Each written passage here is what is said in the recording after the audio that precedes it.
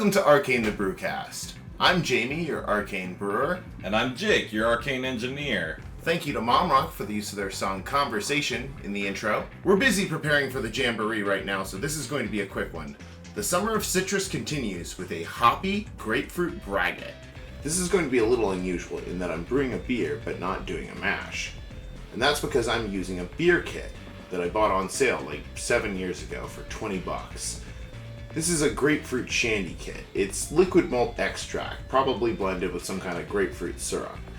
It's meant to make 5 gallons of shandy, but we're going to blend it with a little bit of honey and instead make 3 gallons of hoppy braggot.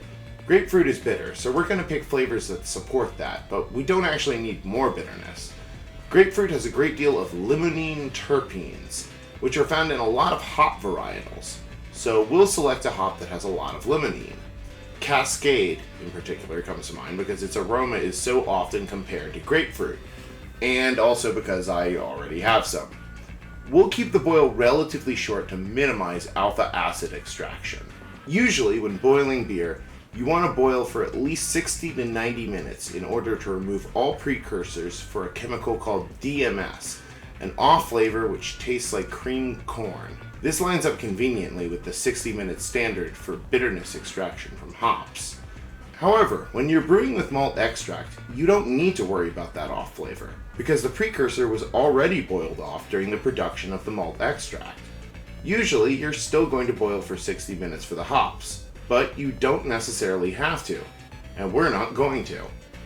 Instead, we're going to start our boil as a hop tea. We're going to add 1 ounce of Hophead Farms Cascade hops for mild bittering for 30 minutes, stirring it up a little as we go. We also have 1 ounce of Cryo Cascade to add as aroma hops towards the last 15 minutes of the boil, which doesn't fit through a funnel, and I'm not sure why I thought it would. Then we get our Whirlpool hops ready. 2 more ounces of Cryo Cascade and 1 ounce of Centennial. When the timer is up, we kill the heat and add our Whirlpool hops, stirring the bag vigorously for 20 minutes of whirlpooling. I add just a little bit of cold water to knock it out of boil, since I don't want any more extraction of alpha acids at this point.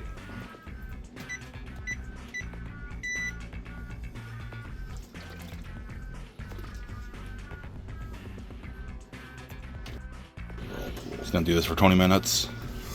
We're certainly not going to film it for 20 minutes. Once we're done whirlpooling, I remove the hop bag and squeeze all the hot water out of it. Then we take our honey, 2.5 pounds, and pour it into the hop tea along with the liquid malt extract. I rinse out each container with water to get every last trace of sugar, and then stir it into the wort. Then I chill the wort, add yeast energizer, and transfer it into our primary fermenter. I don't love having left so much headspace, but it's not going to be aged in this vessel long after fermentation is finished. It's going straight into a keg. I pitch Nottingham ale yeast, a good all-purpose English ale yeast. Danger! If you are on medications, you may want to avoid grapefruit altogether. Grapefruit contains a class of chemicals called furanocoumarins, which can inhibit or sometimes increase the effectiveness of the enzyme responsible for metabolizing like 90% of all drugs. This can cause your medicine to effectively pass right through your system, which can be a big deal if you need to not miss a dose. Grapefruit can also have negative interactions with a variety of drugs, resulting in symptoms like heart arrhythmia, stomach bleeding, low blood pressure, difficulty breathing, and dizziness. Some of these compounds that cause negative interactions may break down during fermentation, but I'm not going to count on that, and I don't think you should either. To be safe, research drug interactions before consuming grapefruit. On a lighter note, I love watching beer ferment.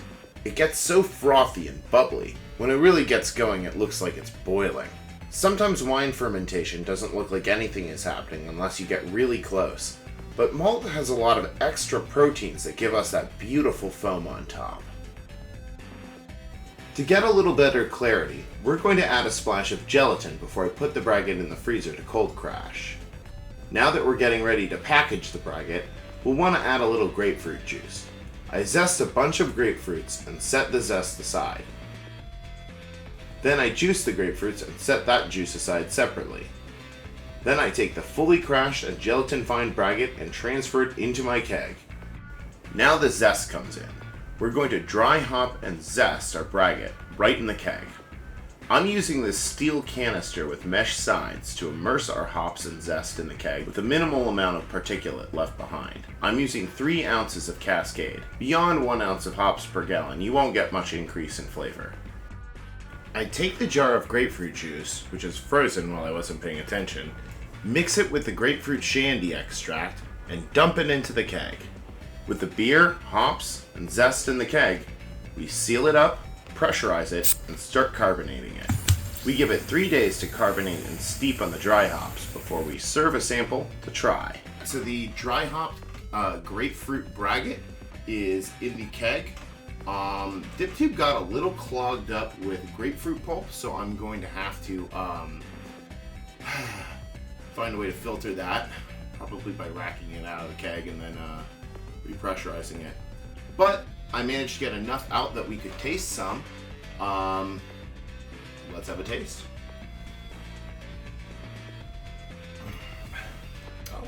Wow. Much fruitier than you'd expect based off its looks. Yeah. I mean, it's literally got grapefruit floating in it, so It's not that part of the looks, but it's very dark and it's surprisingly fruity. Yeah, there's tropical. a decent amount of sweetness left in this. I think it finished at 1.027.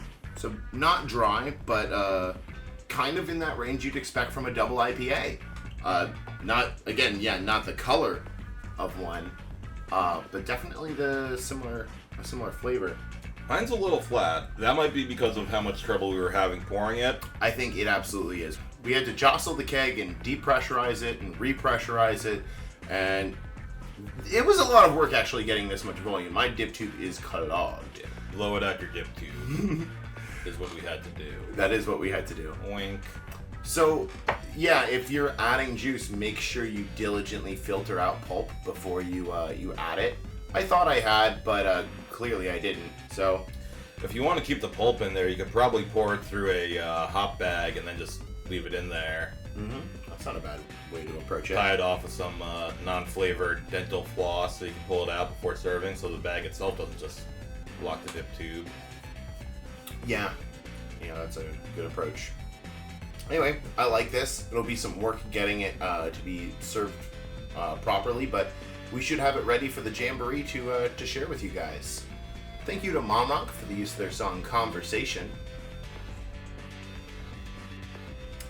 Please remember to like, comment, and subscribe.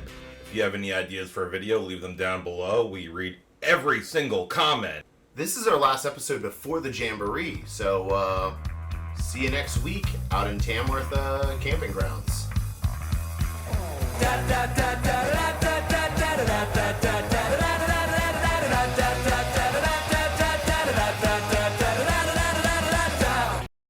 It's literally 1 a.m. in a warehouse right now. Literally 1 He is forcing me, against my will, to shoot this video. Please send help.